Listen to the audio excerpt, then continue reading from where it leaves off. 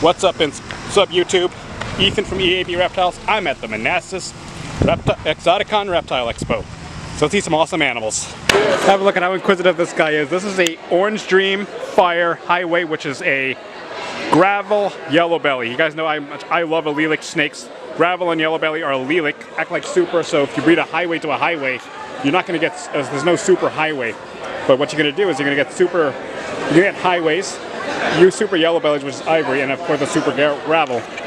Now, you guys know the story of the ivory ball python that Peter Call produced. He sold it to Chad Brown. For all you Patriots fans, no offense, but look at how beautiful his head is. Look at all the patterning on here. I tell you, you add lesser to this snake is going to be even more pretty and even pastel. I tell you, this is one of the most beautiful ball pythons I have seen so far. Hard to do this without my tripod, but have a look at this. This is a GHI, which stands for Gotta Have It. And of course, what's my favorite gene? What's my favorite gene in any animal? The pied. Have a look at, there's a little low white pied on this one, but it's got a little bit of a dark, almost not 100% panda pied. I can tell this guy's about to take a pop. So look at him. He's such a cool snake here. I tell you, I love GHI. It's a co-dominant trait. Super GHI is real enhancing. You add pastel to this snake, it's going to be even cooler. I tell you, I love pied ball pythons, and I even think it's cooler to see the snake with GHI in it. What a beauty. Have a look at Monkey here. She's a rhino iguana, so she doesn't have the horns. You guys know Brian Farchek had Bella and Dixie and Diddy, which is so cool. Look at how I'm petting her like a dog. These guys are so cool. These guys are the most, if you guys are looking for an iguana, but green iguanas can be a little bit cantankerous. This guy, look at him, he's so calm right now. I've seen absolutely fantastic iguana cages, but this is a better option if this is the bridge for when you keep a green iguana, though. This is the in-between animal of maybe a desert iguana, then you get like chuckwalla, and maybe even this is the bridge between those animals and the green. But look at how docile he is. Like, hey, let me pet you right here. He's such a cool animal. I can't wait. This is Cheez-It. You guys know how much I love Cheez-Its. This is a albino Burmese python. You guys know how much I love Burmese pythons. I got a chance to play with the caramel Burm at Repticon a few weeks ago. But look at how beautiful this snake is. I tell you, I think there's a genetic correlation between the albino gene and docile, being so docile. I think most albinos tend to tame out the fastest compared to the normals, the hypos. And I think it's linked to the albino gene. You guys know Bob Clark in Oklahoma City produced the very first albino ball pythons. He's kind of the godfather of anything albino. Well, not albino colubrids, but yeah, she's so inquisitive right now. Just have a look at her head here. Look at the pink here. Let's see what else we can see here. Meet Mr. Pickles. He's a green, which is a patternless, or a granite Burm. You guys know how much I love the granite Burms. Granite Burms can be a little bit nasty when they're babies, but like I said with the albinos, they do tame out quite a bit. As you can see, this one's pretty docile. He's just very inquisitive right now. He's like wondering what's going on right now. You guys know the green, this is a double recessive trait. When you breed it to a normal, you got to breed a granite to a patternless or green, and then you're going to have to breed those double hets to each other, and it's 1 out of every 16 eggs. Thankfully, Burms would lay about 16 eggs, like more than 16 eggs, up to 30 or 25 eggs. Just look at how beautiful he is. It's such a beautiful snake. You meet my new little buddy here. This is a super Enchi spider, asphalt yellow belly. You guys know how much I love the yellow belly stuff. You guys know how much I love allelic stuff. I just showed you the highway. Now this is a freeway which is asphalt as opposed to gravel. But this is when you add super Enchi, and of course we got the spider. This is a pretty cool snake. You add pastel and lesser to the snake. The snake is going to be even more brighter, I tell you. Look at how beautiful that orange there and the head stamp there. Pretty cool snake. This happens to be a forest cobra. I'm just kidding. This is a yellow-tailed crebo. These guys are from the Amazon basin and from Central and South America. These guys are in the dry marcon family, which is very similar to our indigos that are native here in the U.S. These guys, much like indigos, love to eat other snakes. But if you guys are looking for a snake like a indigo, these are not for beginners. Because what you need to have a little bit more of experience because these guys do defecate a lot. These guys can give a bit of a nasty bite. And if this was a forest cobra, don't go near it. You shouldn't go near it like the way I did, because forest cobras are highly venomous. Thankfully, these guys aren't venomous. These guys aren't constrictors or venomous. These guys have really strong jaws, so they would crush their prey. These guys eat a variety of diets in captivity. You guys can feed them, if you guys get dead snakes, you guys can feed them rodents, you guys can feed them fish. But I tell you, this is a pretty cool snake. He's really inquisitive. Stay in there, buddy. Take it around. He's fine. Meet my new friend here. This is a sharp Sunglow IMG. You guys know how much I love IMG boas. You guys know Peter Call in Maryland bought a boa constrictor from a show in Florida. and as that snake grew up, it got jet black. So this is one of those, well, not this snake, but this is part of that snake. But this is the Sharp albino. You guys know Peter Call has his line, Brian Sharp has his line. Now this is when you have the hypo. Now hypo is co-dominant. Co-dominant traits of the super. Now you guys know how much I love sun-glow boas. They are so beautiful snakes. This is a cool snake nonetheless. Boas are more advanced keepers, so if you start off with a ball python, you go into a Brazilian rainbow boa, and then this is the bridge for a Burmese python. This is a cool snake. So again, the bridge between a Burmese. These guys get pretty big, but this is a cool snake nonetheless. Meet my new little buddy here. This is a white albino piebald reticulated python. I tell you, when I saw it, I thought it was a purple albino. It's got no purple in it, no lavender. It's just a regular T-negative albino piebald reticulated python. You guys know how much I'm a sucker for anything that's piebald. I love the piebald berm, love the piebald ball python I showed earlier, and of course, they're gonna make a piebald African rock soon. I'm pretty sure of it. But this is a pretty cool snake. You guys know the first albino retic ever had a broken back, and Bob Clark bred that male. And I tell you, I love seeing piebald retics. It's cooler to see the snake right here at this expo. Meet my new little buddy here. This is a pastel white lace clown. You guys know how much I love clown ball pythons. The white lace is a super lace, which is a homozygous form of lace, hence the name super. But then we've got pastel and we've got clown, which is recessive. Now the pastel gene is probably my favorite gene of them all. It's such an enhancing gene. The pastel is co-dominant. It was produced by Greg Graziani. You guys know how much I used to love the python hunters back in the day. Greg Graziani produced the pastels. And of course, I started the line at Kevin McCurley's. I started the line at Marcus Jane, I think. Now this is a cool, now you add last year to the snake is going to be even cooler. He's like, yeah, let me defecate over there. Guys, this is another snake that I got a chance to show you guys last week at Repticon. This is a pure Northern African python. These are known as African rocks. This is a python sea bay, which is the biggest snake in Africa. These guys are known to be very cantankerous snakes, but they're cool nonetheless.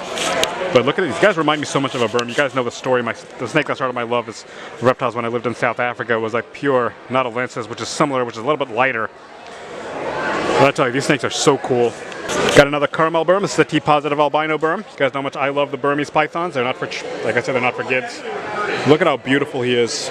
This is a T-positive. You got the way line, and of course you got the Gulf Coast line, which this is the Gulf Coast. But Burmese pythons are so cool. I just love seeing caramels. Meet my little buddy. This is a banana black pastel champagne. You guys know how much I love champagne ball pythons. Unfortunately, the champagne, yes, it is co-dominant, but unfortunately the super is lethal. So they've produced some super champagnes in the past, but a lot of times they've died. So they've stopped breeding champagne to champagne. But black pastel is also a beautiful snake. Sometimes the super black pastel is lethal. Sometimes the supers will have kinks, but some have lived. Now this is of course when you add the banana, which is such a cool snake. The banana is co-dominant. The super banana is a really more purple. I tell you, look at how beautiful the snake is. Look at this cute little monkey. This happens to be a chinchilla. These guys are native to the Andes Mountains in South America, like Argentina, those areas. These guys are so furry. These guys are oftentimes used for the fur trade, which is really sad. These guys are so cute, but the truth is if you guys are looking for a pet chinchilla, you guys have to do a lot of research. I'm gonna put a link for these guys here. If you guys are interested in getting a chinchilla, reach out to them. Make sure you do, these guys do need frequent dust baths, so if you guys have asthma, a chinchilla may not be for you. Someone like my dad, he's got bad allergies, bad asthma, so. But look at how cute these guys, look at his ears. He's like, let me just sit here right now. Let me just hang out here. Hey, what's going on over there? Hey, is that a camera? Get out of my face. But he's pretty cool nonetheless. Meet my new little buddies here. These are albino sulcata tortoises, which is the largest continental tortoise. So you guys know the largest is the Galapagos, which is native to the Galapagos Islands. Those are island tortoises. And of course in Africa you've got the Aldabra tortoise, but this is the largest continental tortoise. These guys are found in Africa, from like the East Africa, like Ghana area. These guys are so cool. But the truth is a lot of tortoises, if you guys are looking for a tortoise like a sulcata, may not be for you, especially if you live in the north. These guys get so big. These guys are the cows of the reptile world. They love to eat grass. But look at how cute he is. Now this is the albino. This is a recessive trait. So albino and anything is recessive, but I tell you, this is a cool animal. Meet my new little buddy. This happens to be a lavender albino Florida king snake. These guys are in the Lamprophis family. I don't know what Lamprophis, I think it's. No, it's not Lamprophis, but truth is Lampropeltis. Lampropeltis, there we go. King snakes, which is the these guys are related to corn snakes, believe it or not. In fact, these actually eat corn snakes, believe it or not. These guys are called king snakes because these guys can eat other snakes. A lot of times people call them the king of snakes. This is one of the, these guys are native to Florida, hence their name. But believe it or not, these guys also love to eat rattlesnakes. They're immune to rattlesnake venom. They even eat coral snakes, believe it or not. I tell you, this is a cool snake. Have a look at this. This happens to be a Dumerol's boa. These guys are from the island of Madagascar. These guys are probably the biggest snake in Madagascar. You guys know my favorite childhood movie was Madagascar. Now look at this guy, he likes to move it. But these guys are such cool snakes. You guys are looking for a boa. But but you guys don't want to get something as big. These don't get as big as a boa constrictor, as like a Colombian. But these guys are so cool, so inquisitive, and he's like just curious right now. I tell you, I love seeing these snakes. It's a cool snake to see right here at this expo. Let's see what else we can see here. Look at the pattern on this monkey. Meet my new little buddy. What's his name? Maya. This is Maya. She's an African gray.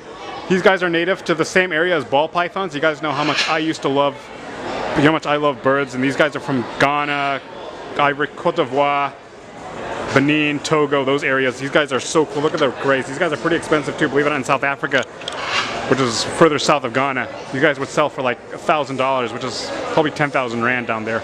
But these guys are so cool. But again, one of the things I always want to talk about when it comes to owning a bird is that owning a bird is a commitment.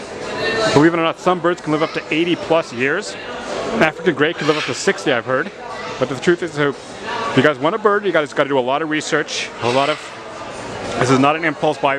People buy them because they're so cute, but a lot of times they're noisy, they're messy. And one of the things I always want to talk about when it comes to birds is, or any animal, remember, this is not a toy. This is a life, as Brian Cusco says, this is a life. This is not a toy for your son. This is not a Peyton Manning autographed helmet for your man cave. This is not a Lambo for your car collection. This is a life. A life is priceless. But I tell you, Maya is so cool. Last snake I'm going to show you guys at this expo is this Nelson's milk snake. You guys know how much I love milk snakes. I've got a problem with their name because they're called milk snakes because farmers would be upset with them for eating the cow's milk. Right. But no snakes drink milk, and you should not give your snake milk at all. Right. But I'd rather call these barn snakes because I think it's going to be much better for them because they live in the barns. So, but you know how much I love milk snakes. It's a king snake anyway. Yeah, that's true. Plus they're more related to king snakes. Yeah. Now, believe it or not, these guys, much like king snakes, eat other snakes. And you guys know these guys closely resemble coral snakes, but they're not coral snakes, whatever. You guys know what's the wives' tale? Red touches yellow, kills the fellow. Red touches black, is a friend of Jack. Now this is a T. That's only in America. There's only in the U.S. too. But now this is a T positive. Now believe it or not, T positive albino Nelson's milk snakes are allelic with the T negative. So if you breed them together, I think you're going to get 50% T negatives and 50% T positives, which I think is really cool. Usually it's a recessive trait, but this is a cool snake nonetheless. Thanks for watching. Meet my new little buddy. This is a pastel Enchi pinstripe. You guys know Greg Graziani from the Python Hunters produced the pastels. Now we've got Enchi that was produced in Sweden by Swedeball. And then of course we got the pinstripe, which was produced none other than the legendary Brian Barczyk. Rest in peace, Brian, we miss you. But pinstripe is one of the most, this is probably the snake that started the ball python craze. Pastel and pinstripe. No, but I tell you, this is a cool snake. You guys add fire to the snake. The snake's going to be even more beautiful. Now, Enchi and pastel are co-dominant. You get a super pastel and a super Enchi, which the super Enchi is this reduced pastel, this reduced pattern, and then the super pastel is a little bit brighter. But pastel is one of my favorite enhancing genes. I think it's a real enhancing gene. I think it's even cool to see it in this snake here. Meeting this little guy here. This is a super pastel, like I said, with a pastel. This is co-dominant. This is the super pastel. So it's also got the sugar gene, like I said. It's very similar to calico. You guys know Brian Barczyk, the legendary Brian Barczyk, the guy produced the very first sugars. Yep. And I tell you, it's a really cool gene. It's very similar to calico. It's got a low white body from the body. You guys know how much I love calico stuff. I love piebald stuff. If you add another, I always say super pastel was produced by Kevin McCurley, and Greg Graziani produced the regular pastels. But the truth is, pastel is such an enhancing gene, and super pastel makes it even more brighter. Beautiful snake nonetheless, I tell you. Thanks for watching, guys. All right, that's about it. Thanks for watching, guys. Hope you have an amazing night. God bless.